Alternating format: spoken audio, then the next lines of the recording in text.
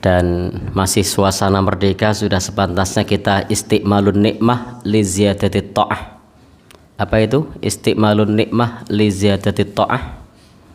Menggunakan nikmat untuk menambah taat. Nah, itu namanya istiqmalun nikmah li ziyadati ta'ah.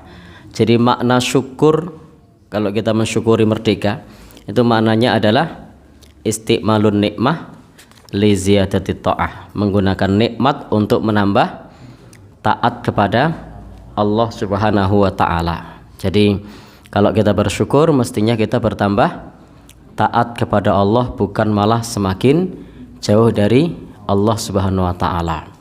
Maka perlu kita hindari segala bentuk perayaan yang perayaannya tersebut tidak mencerminkan wujud syukur. Jadi jangan sampai tulisan dengan prakteknya itu kontraproduktif.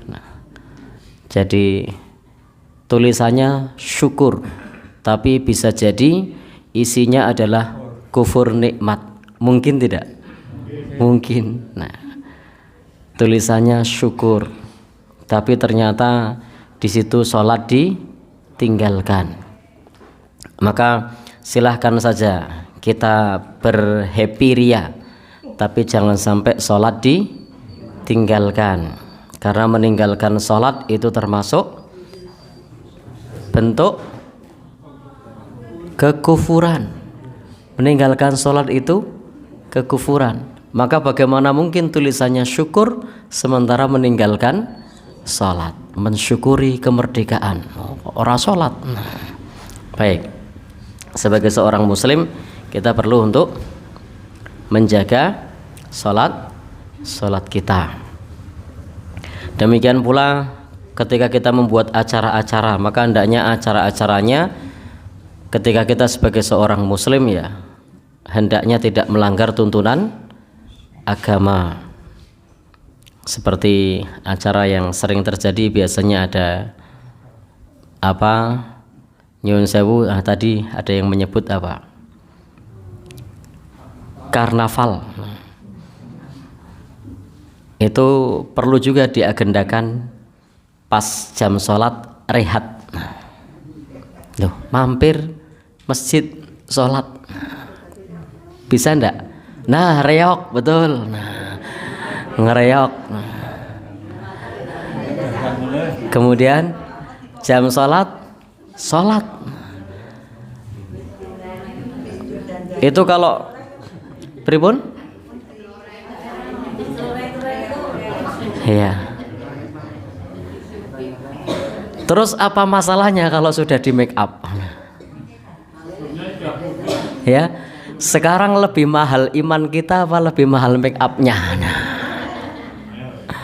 Ya, apa masalahnya? Kalau sudah di make up terus tidak sholat gitu? Iya. Pripun? Ya, jadi masalahnya bukan di make upnya, tapi masalahnya ada kemauan atau tidak. Jadi masalahnya ada kemauan atau tidak.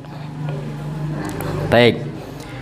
Lebih berat orang yang kerja di buruh tambang.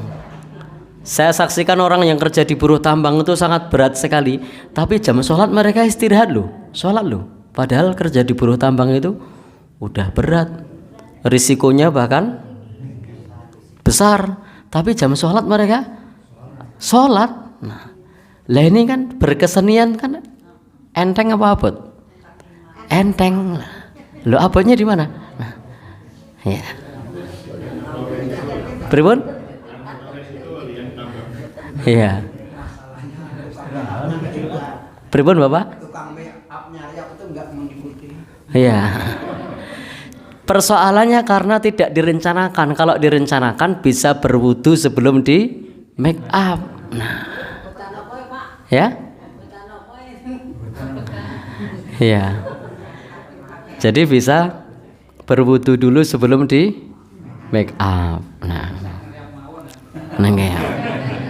Baik. Nah, ini kalau harus nunggu Pak. Nek ora justru dengan berkesenian kok meninggalkan sholat, ya mendingan utamakan sholat. Nah, jadi pilih mana? Tinggalkan sholat atau tinggalkan?